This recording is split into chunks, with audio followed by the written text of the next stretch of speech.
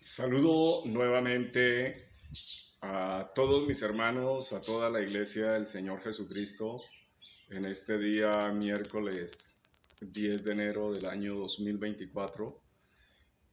Saludo con la bendición del Señor Dios a todos nuestros hermanos de la iglesia, discípulos de Cristo de Colombia, residentes aquí en nuestro país como aquellos que están en otros países y pueden escuchar esta predicación.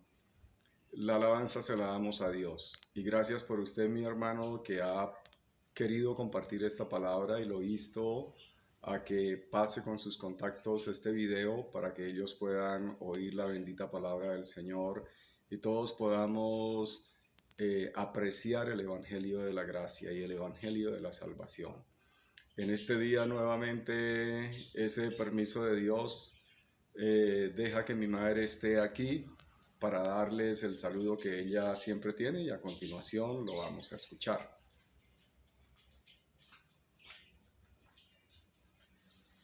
Muy buenas tardes, amada iglesia del Señor, familia, amigos y personas conocidas que en el transcurso de esta semana, pidiendo al Señor que nos abra nuestra mente, nuestro corazón y nos dé un corazón sensible para poder escuchar ese mensaje y poderlo compartir con otras personas. Que el Señor nos continúe bendiciendo y muy buena tarde para cada uno de ustedes.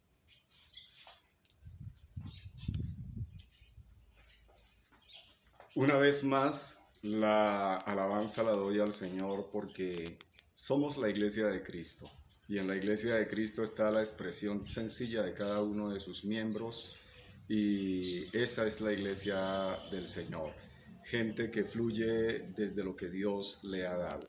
Quiero invitarle, mi hermano, por favor, a que tomemos hoy la santa palabra del Señor. Estamos estudiando el Evangelio según San Mateo. Hoy vamos a empezar el capítulo 26 y vamos a mirar los versículos 1 al 5. Por favor, donde usted se encuentre, tome la Santa Biblia y dice el título en la Reina Valera: El complot para prender a Jesús. Cuando hubo acabado Jesús todas estas palabras, dijo a sus discípulos: Sabéis que dentro de 2 días se celebra la Pascua y el Hijo del Hombre será entregado para ser crucificado. Entonces los principales sacerdotes, los escribas y los ancianos del pueblo se reunieron en el patio del sumo sacerdote llamado Caifás y tuvieron consejo para prender con engaño a Jesús y matarle.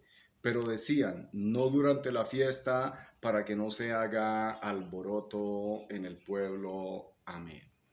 Yo encomiendo esta exposición delante del Señor Jesucristo. Nos ponemos en sus manos en la dirección del Espíritu Santo. Hemos orado al Señor para que esta palabra corra, sea glorificada y cada uno de ustedes la pueda recibir como es. Yo voy a dar esta explicación de una manera expositiva y quiero que usted pueda entenderla de la mejor manera. Para usted que está siguiendo conmigo esta serie de estudios, estamos en la lección número 136 y el título del sermón para este día es El complot para prender a Jesús. El estudio que acabamos de terminar hasta el capítulo 25 de las advertencias del Señor, de las cosas del último tiempo, es un tiempo de transición para estar listos por las cosas que ocurrirán. Ya sabemos que el Señor nos ha hablado de todas las cosas que vendrán y la transición es de este mundo al reino milenial, donde vamos a estar todos aquellos que hemos recibido al Señor y hemos vivido fiel a Él. Ahora Él hablará sobre la Pascua, sobre la obra del Mesías en su venida por primera vez. Y todo esto ocurrió dentro del contexto de la Pascua. Va a ser muy importante que nosotros entendamos qué es la Pascua y estos capítulos nos van a dar la oportunidad de profundizar en ello. Por ello es necesario que entendamos toda la Escritura para comprender la revelación de Dios en el Nuevo Testamento. La palabra de Dios es profética. Todo el Nuevo Testamento es el cumplimiento del Antiguo. Toda la Biblia nos habla del Señor Jesucristo. pero para poder entender las verdades del Nuevo Testamento es necesario saber todo lo que hay en el Antiguo Testamento. El versículo 1 nos dice, cuando hubo acabado Jesús de hablar todas estas cosas. Entonces, todas estas palabras, esto se refiere a las palabras que el Señor habló de los últimos tiempos para estar preparados, y entonces se dirigió a sus discípulos nuevamente. El Señor ya dio las indicaciones de lo que ha de ocurrir. El versículo 2 les dice, sabéis que dentro de 2 días se celebra la Pascua y el Hijo del Hombre será entregado para ser crucificado. La numerología es muy importante en la Biblia. En este caso, no en tiempo, pues para el Señor 2 días no significa nada. Puede ser el equivalente a 100, a 200 o a 1000 días. Lo importante es que en su mensaje el Señor siempre utiliza los números para determinar otras situaciones. Nada hay caprichoso en la escritura, todo tiene un equivalente, nada hay que sea escrito accidentalmente, la inspiración de Dios tiene una razón. Aquí el número 2 habla de 2 opiniones diferentes, usualmente contrastantes o en conflicto. Aquí el Señor está hablando de lo que Él sabe que ocurrirá y lo que los discípulos pensaban. Recordemos que los discípulos no creyeron. El Señor Jesús todo el tiempo les dijo que era necesario que Él muriera, que era necesario que Él fuera crucificado y que resucitaría al tercer día. Pero esto los discípulos no lo entendieron, no abrieron su corazón para entender y para creer.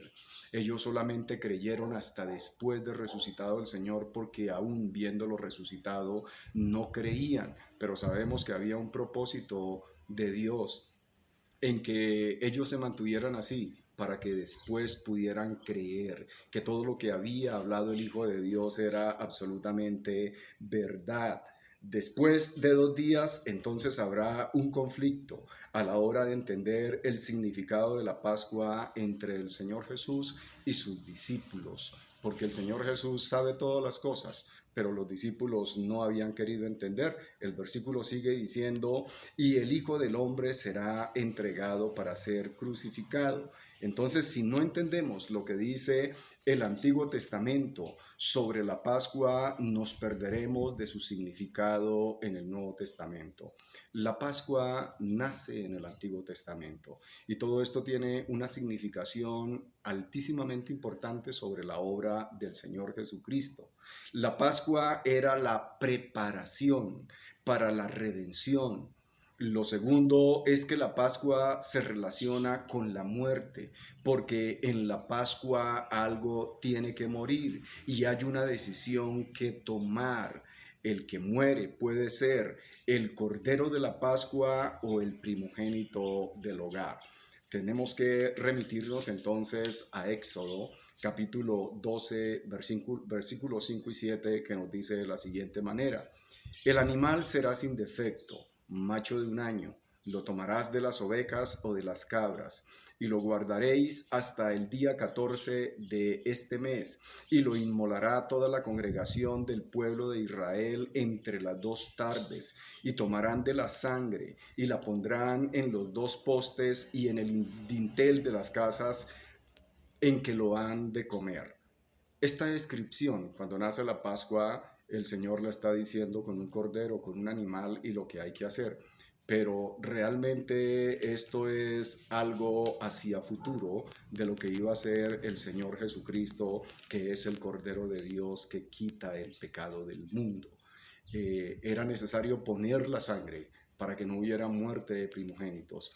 El Señor Jesucristo dio su sangre para que la muerte no llegara a nosotros. Él mismo tomó nuestro lugar por ser el Cordero que entregó su vida y el Cordero designado por el Padre. El versículo 3, entonces los principales sacerdotes, los escribas y los ancianos del pueblo se reunieron en el patio del sumo sacerdote Caifás. En ese momento, cuando las cosas estaban ocurriendo, todos estos líderes judíos formaron un consejo en el patio que era el del palacio del sumo sacerdote. Había una conspiración en todos estos líderes judíos. En ellos hay una representación de todos aquellos que hicieron el complot para la muerte del Señor Jesucristo, pero vamos a recordar que ellos no lo asesinaron, porque el Señor Jesucristo no fue asesinado, Él dio su vida, que es diferente. En ellos va a estar representado que el Señor Jesucristo murió por la nación judía, pero también hay otros actores que los vamos a ver en la medida que vamos a ir estudiando, donde nos va a dejar ver que nosotros, el pueblo gentil, los que no somos judíos, también tomamos participación en la muerte del Señor Jesucristo. Luego entonces todos nosotros, la humanidad, somos culpables de ese acto que se hizo con el Señor Jesucristo. Pero era necesario hacerlo porque esto tenía un significado: redención. El Señor Jesucristo fue ungido para morir y vino para morir, pues si no hubiese muerto, entonces nosotros no tendríamos la salvación. El versículo 4, y tuvieron consejo para prender con engaño a Jesús y matarle. El Señor Jesús había evitado siempre los complots que se hicieron para matarlo. Estos complots los encontramos en Lucas 4, 29 al 30, en Juan 5, 18 y en Juan 10, 39. Pero el Señor Jesús siempre evitó esto porque el Señor Jesús todo lo que quería era que la Escritura se cumpliera. Y la Escritura decía cómo debía ser muerto el Hijo de Dios. Y la Escritura da muchísimos detalles de cómo fue la crucifixión y la muerte del Señor Jesucristo. Y el Señor Jesucristo lo que hizo fue que la Escritura se cumpliera, no la evitó. Lo que hizo fue hacer que el cumplimiento de la Escritura fuese un hecho, porque el Señor Jesucristo sabe que la palabra es profética. Pero nosotros también lo vamos aprendiendo para que nos demos cuenta que la palabra es profética y nosotros no tenemos que evitar las cosas. Nosotros debemos hacer es que la Escritura se cumpla como está dicho de nosotros, como fue escrito del Señor Jesucristo y como ahora está escrito de nosotros, la iglesia. Pero ahora era su tiempo. El verdadero Cordero de Dios quitaría el pecado del mundo. Ahora todo lo que ocurrió fue por la designación de Dios. Aquí no hay nada accidental. La muerte del Señor Jesucristo, los hechos y cómo fueron los elementos de su muerte fueron escogidos eternamente por el Padre. Aquí no hay ninguna situación que hubiese sido fortuita. Aquí todo estaba ya diseñado por el propio Padre eterno. El versículo 5. Pero decían, no durante la fiesta, para que no se haga alboroto en el pueblo, porque el Señor tenía muchos seguidores y esta gente, los líderes religiosos, quería que no se hiciese alboroto en el pueblo debido a los seguidores del Señor Jesucristo, porque el Señor era muy popular entre el pueblo y este era el problema de esos líderes religiosos, los celos, mas no el amor por la verdad.